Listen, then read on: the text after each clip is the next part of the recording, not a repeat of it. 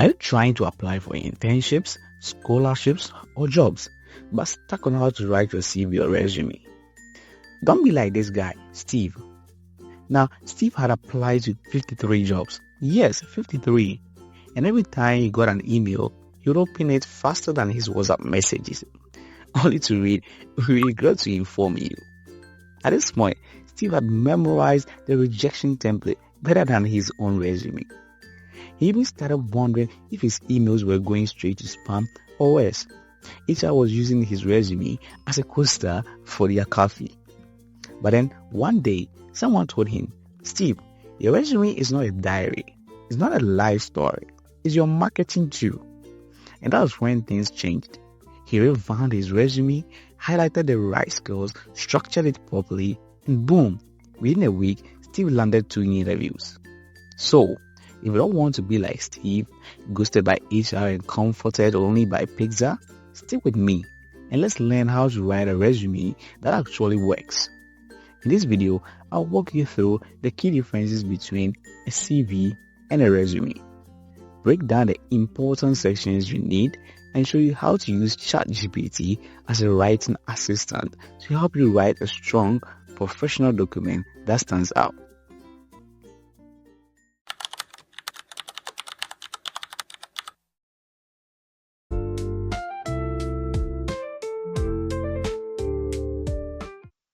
Let's start with this.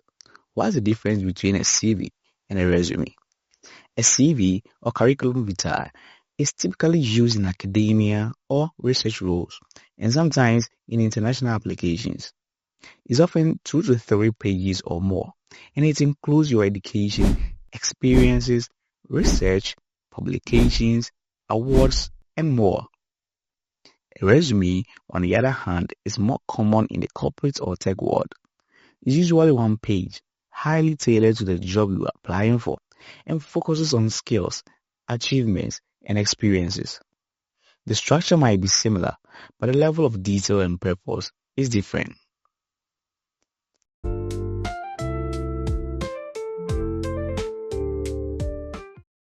Now, let's talk about what goes into a great CV or resume and how to avoid common mistakes. The first one, let's talk about the header or the contact information. For a resume, start with your full name, job title, example, data analyst, email, personal website if you have any, LinkedIn, and maybe phone number if you have more room.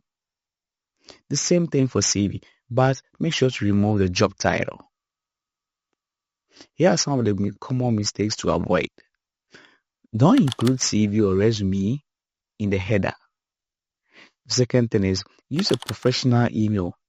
You shouldn't write something like savageboy2003@gmail.com. No. You must not include your date of birth, gender, sexual orientation, ethnicity, or religion. Next, let's look at how to craft a professional summary or profile. This is a 2 to 3 sentence snapshot of who you are, what you are studying or doing, and what you are looking for. Example, let's look at this professional summary.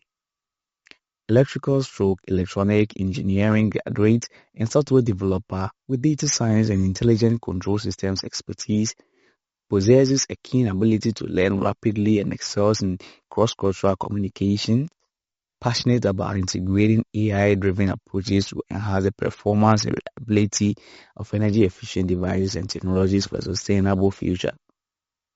Now, here are some of the mistakes you need to avoid whenever you are crafting a professional summary. Avoid generic phrases like, "I'm a hard-working individual." Okay? The next thing, be specific and career-focused. Also, avoid using complete sentences for crafting your profile or summary. Do not write "looking for a software development job" or "looking for PhD position in XYZ school." The hiring manager knows you are looking for a position. That should go into your cover letter or statement of purpose. The next thing to talk about is the education section. For resume, your experience and skills should come before the education section. List your university, the degree that you earned, and the expected graduation year. Include 2 to 3 bullet points. One bullet point should list major or most impressive coursework. The other 1 to 2 bullet points should list accomplishments. Example, let's take a look at this education section. So, as you can see, we have the name of the school, which is Kwame Nkrumah University of Science and Technology, and then the major or the degree, BSc Electrical / Electronic Engineering, and then we have the date. So, from January 2020 to May 2024. That's the expected graduation year. And then I have 3 bullet points here. So you can see built audio amplifier with LA440, blah, blah, blah. Design and implementation of virtual computer networks. Research on computational intelligence for DSM and DR programs for EVs in smart grid. Now, here are some tips to guide you in writing your education section. So you need to highlight relevant coursework. Okay? And then remember that your resume should be 1 page long. If you have several college experiences and your resume is bleeding into 2 pages, omit the least relevant or the oldest experiences. For CV, adding your high school experience is fine. Now let's talk about the skills. Now, you need to group your skills as technical skills and soft skills or professional skills. And don't just list them randomly. Example, let's look at this one here. So you can see there is a category for tools and methods, and you can see the tools that I use: Colab, MATLAB, Arduino Kit, GitHub, etc. And then the professional or the soft skills. You can see we have remote pair programming, teamwork, mentoring, cross-cultural communication. We also have machine learning section, deep reinforcement learning, Python, Pandas, Keras, and then software development. All right. Now, here are some common mistakes that you need to avoid at the skills section. 1. Don't claim skills you can't explain. Okay? 2. Don't write something like Microsoft Word as a technical skill unless you are using the advanced features. Next, let's talk about the experience section. This could be jobs, internships, national service, volunteer work, or even projects where you learned and contributed. Now, here's how the format goes. So, you have to add a role, the organization, and then the date. You also need to use bullet points to describe what you did, focusing on action and impact. Here's an example. Here, my experience is divided into 3 sections: highlighted projects containing projects I have worked on, work experience, highlighting the role, organization and days for each experience, and also microverse, where I volunteered as a mentor to other students on the microverse platform. Now here are some tips to help you in the experience section. Bullets are crucial in both CV and resume writings. They make it easier for your potential employer to skim through your CV. So make sure you add metrics to your bullets to stand out from other applicants. Next, start bullets with verbs like designed, managed, built, organized. Also, use numbers and results where possible. Metrics are important to potential employers.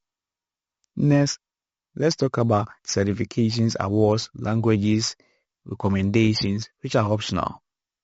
Now, you only need to include these if they are relevant and recent. For example, Google Data Analytics Certificate. You also have Best Students in Embedded Systems 2023. You can use this.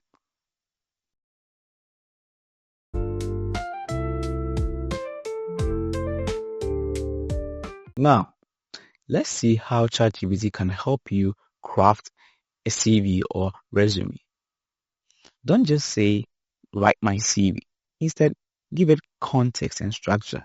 Here's an example prompt. Help me write a 1-page resume for a final year computer science student. I have no work experience, but I have built 3 web apps, led a campus tech club, and taken a course in machine learning.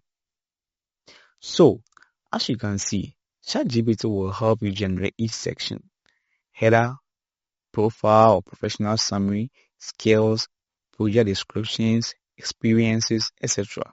Now, the sections that it will omit, specifically ask you to include those sections and make sure to give it more realistic experiences that you have. But don't just copy and paste always. Edit for accuracy. Also, remove some fluffs from it. And then personalize for the job or internship you are applying for. Use ChatGPT as your brainstorming partner, not your ghostwriter. Okay? Now, that's how you create a solid, effective CV or resume and how to use ChatGPT to get started fast. Want to learn how to build your own personal website to showcase your CV and projects? That's coming up next in the undergraduate package playlist.